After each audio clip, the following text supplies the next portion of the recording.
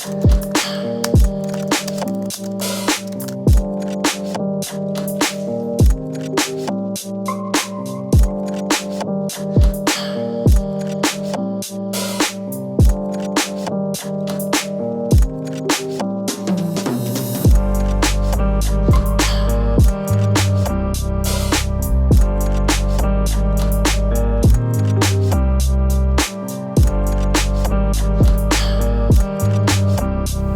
name is Amir Yacaman. I'm 30. I was born and raised in Cuernavaca in Distrito Federal. Lived out there in Mexico for around 10 years of my life. My cousins and I, and it was pretty crazy because it's so free. Like, we had the little motoneta, so sometimes, we run to the market or something, or we would walk there. And we would just, be able to just be free out there. It was pretty fun. Most of the time though, a lot of the times we were just studying and stuff. We just go to school and then come back. I was going to school with my cousins.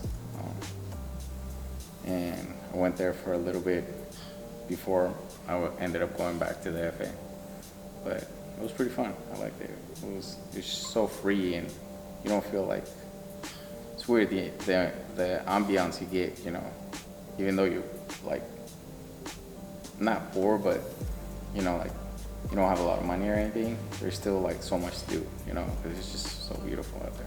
A lot of the times when I was growing up, I had cousins and stuff, but when I made the transition out here to the US, a lot of the times I was more on my own. I mean, I still had cousins in Whittier and stuff, but when my mom was working and stuff, we would have to go to my aunt's house and stuff, and I was kind of alone most of the time, so I used to play video games. But the coolest thing I remember when I was little is my aunt would have access to the USC research lab, so I was checking out the Mac computers and stuff, and at the time they had the colorful ones, and it was interesting because I was able to pull up research on video games that I've done, and I try to mimic the art, to see if I could draw it the same, which it was horrible. I'm not really too good at art, but I would be creative and I came up with my own like futbolito with papers. So you had like a little paper with a soccer player that can move forward and back, and then you could change it, which was pretty cool. And then I tried to do a little bit of a comic book because I got inspired by the Iron Man comic books. But yeah, I learned really quickly I'm not an artist. But luckily that started leading me to my other passion, which was technology. Like, I think video games opened up the door for all the technology, to kind of get me interested in, well, what is a PlayStation? What is a disc? How does it read it? What does it do? Like, how can you have this whole thing, this whole experience, the video game in a CD? It was funny because at the time that my aunt was setting up, her office and stuff, she was already working as a dentist. So a lot of times when she would have extra money, she'd be like, we can buy you shoes or whatever you want, just let me know. I didn't really know about shoes and stuff, but she would buy me some Jordans and stuff, and I thought they were cool. So I was like, oh, these are nice. At the time, I didn't process it, but that kind of caused the environment that I was in to act, and people would be like trying to jack me and stuff for them. And it was funny because I remember my best friend in high school, her name is Esteban. His name is Esteban Facio. He was a boxer. He was one of the best boxers in there. And I was like, wow, he's like, just come to the gym, check it out, learn how to box. So I ended up going. It was at the sheriff's department in Whittier and Telegraph in La Colima. It was pretty fun. Back then it was funny because right now I went by like a couple of months ago and it was all gated and stuff. But back then it was very open. You could walk in. Some sheriffs would be there training and boxing. It was a cool community. But then they gated it up, and it's crazy because, he was like, you can defend yourself, I could, teach you and stuff. So I started boxing with him, and at the time his brother was, he was trying to get in a crew, or they were recruiting him for a crew, and, he was slanging, so he was selling some stuff, and it was funny because at that time his dad was an IT person, So he had all these like Windows, like at the time Microsoft Office and all that. And I was like, oh, that's cool. Can I, get a copy so I can, install it and stuff. As new stuff started coming out, the dad would come home with it, and I was able to see what he would do. And he was more in the technical field. He was an IT person, but he got me more involved because I was seeing that I can help people repair their computers and stuff, and make a really good profit out of it. And it was that's kind of what drove me to technology, because I was like, really, you get paid $80 to $100 to repair a computer. Actually, at the time it was like around, he used to get paid like 70 or so per hour as an IT, and it was a lot of money. So it was just interesting that you could do that without having to sell drugs or do anything. So I think that kind of started leading me into the technical field, but it kind of opened up the door to, how does this all work in the inside? So that's what computer engineering is a little bit of a mixture of electrical engineering and software engineering. And it's basically, you basically have to be able to understand the hardware, and then from there be able to program, whatever you need it to do. I finally realized that I love games, and I was like, okay, well, I want to start designing some games of my own and start creating them, and basically making stuff that people want to play. It was interesting because Google reached out to me and asked me if I wanted to interview with them, and this was after I've done some contracts for my company. So I did a project for Stanford School of Medicine. I did a virtual reality experience for them. Also, I worked with YTAG. They were actually a company that was featured on Planet of the Apps. But the interesting part was that when Google reached out to me, they were like, hey, are you interested in applying? I was like, okay, what position would you want me to do? He's like, well, we have an opening for a software engineering role, if you can be part of the Daydream team. And I was like, that'd be awesome, the experience of a lifetime. So it got me to think. I was like, they're like, well, can you send us over some work or anything you've done? So I was like scrambling, trying to find the work, and I was like, okay. So I reached out to Stanford, and a lot of the stuff was NDA. So I was like, well, what is it that I could share with them? And they were like, we're trying to keep all this under wraps because we're trying to get, at the time they were trying to get, I think they're still going through the process to get certified for that medical device to hit the market. But you have to go through a certification from the government. So they're like, well, we're trying to, not disclose a lot of stuff yet. So I was like, okay, so I can't show them that. And then I, contacted Thomas for the YTech project. And he's like, well, we're working on something different, using a lot of the code that we did through YTag and a lot of your code that we're implementing. But, just we're trying to keep it under wraps too. And, with NDA, I was like, okay, I'm not sharing anything unless I get permission to and written consent.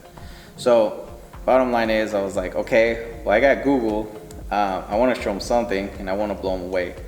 So I basically sat down and I was like, okay, I'm giving myself 3 days. This weekend, I'm sitting down and I'm coding the best game of my life. And it wasn't the best game of my life, but it was kind of crap. But it was funny because I did a lot of animation and stuff, and I basically built the whole game in 3 days. And I sent it to him, and the guy was impressed. He's like, this is amazing. And I built it exactly so that it would look like it came from a Google product.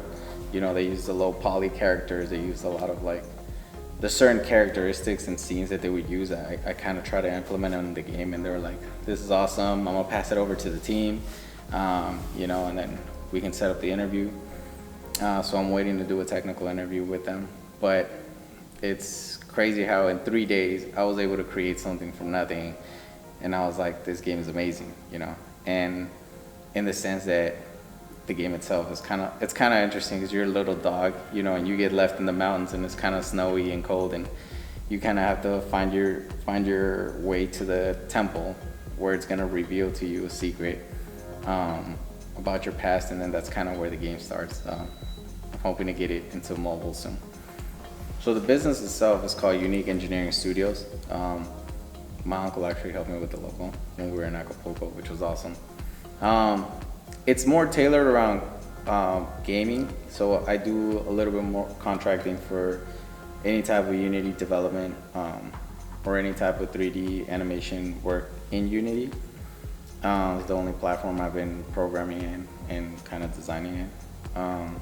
So yeah, it's more like freelance type of contracting work.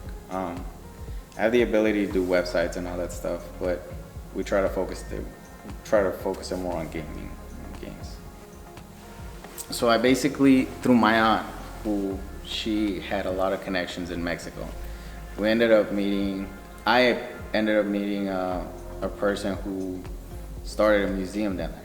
So I was kind of like, wouldn't it be awesome, like, if we can take art and make it into like a whole museum and put augmented reality or virtual reality and anything of that nature, and to make it more interactive and stuff like that. So I'm hoping to work on a project to kind of help bring technology and stuff to the museum. So we'll see how that goes. But another project that I'm working on that's really awesome, which we're still figuring out if it's gonna work or not legally, because it's a little bit on the gambling side, but it is basically like to help people be able to watch sports and stuff they like and kind of, do like little side bets and stuff to be able to make money off of it.